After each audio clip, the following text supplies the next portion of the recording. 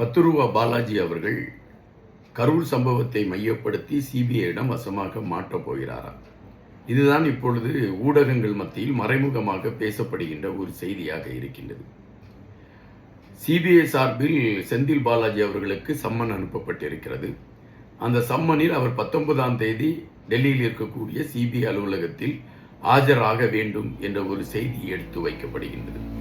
செந்தில் பாலாஜிக்கு CBI summon அனுப்பியிருக்கிறதா இல்லையா என்கின்ற விடயத்தை மையப்படுத்திய எந்த செய்தியுமே ஊடகங்கள் பெரிதாக கண்டுகொள்ளவில்லை. ஆனால் திமுக செந்தில் பாலாஜிக்கு சிபிஐ அனுப்பியிருக்கக்கூடிய சம்மனை மையப்படுத்தி சற்று உஷாரடைய தொடங்கி இருக்கிறது என்றுதான் பார்க்க முடிகின்றது. தற்பொழுது திமுகவின் மாநாடு நடைபெற்றது. அந்த மாநாட்டில் எப்பொழுதுமே திமுகவின் எந்த விழாவிலும் செந்தில் பாலாஜி இருக்கிறார் என்றால் அந்த இடத்தில் அவருக்கு நடுநாயகமாக முதல்வர் இருக்கக்கூடிய இருக்கையில் இருந்து ஒரு 4 இருக்கைக்குள் அவருடைய இருக்கை இருக்கும். இந்த பக்கமோ அல்லது அந்த பக்கமோ அவருடைய இருக்கைகள் இருக்கும். ஆனால் இந்த மாநாட்டில் ஒட்டுமொத்தமாக ஒரு ஓரமாக செந்தில் பாலாஜி ஒதுக்கி வைக்கப்பட்டிருந்தார். அப்படி என்றால் திமுகவின் தலைமைக்கு தெரிந்துவிட்டதா?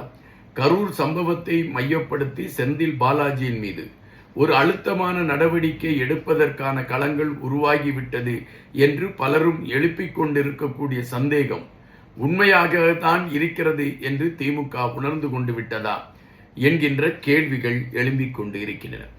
தற்பொழுது இந்த விசாரணையின் களம் செந்தில் பாலாஜியை நோக்கி ஏன் திரும்பி இருக்கிறது என்கின்ற பொழுது, கரூர் சம்பவத்தின் பின்னணியில் செந்தில் பாலாஜியுடைய கரம் ஏதாவது இருப்பதற்கான வாய்ப்புகள் இருக்கிறதா என்கின்ற சந்தேகம் மக்கள் மத்தியிலிருந்து அனைவர் மத்தியிலுமே அது எழும்பிக் கொண்டு இருந்தன.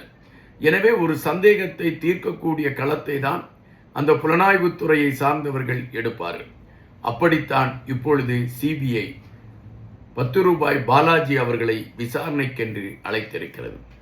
ஒருவேளை இந்த விசாரணை தான் செந்தில் பாலாஜியின் அரசியல் களத்தில் ஒரு கடைசி அத்தியாயமாக இருக்குமா என்கின்ற கேள்விகள் தான் பரவலாக எல்லோர் மட்டங்களிலும் எழும்பிக் கொண்டு இருக்கின்றன.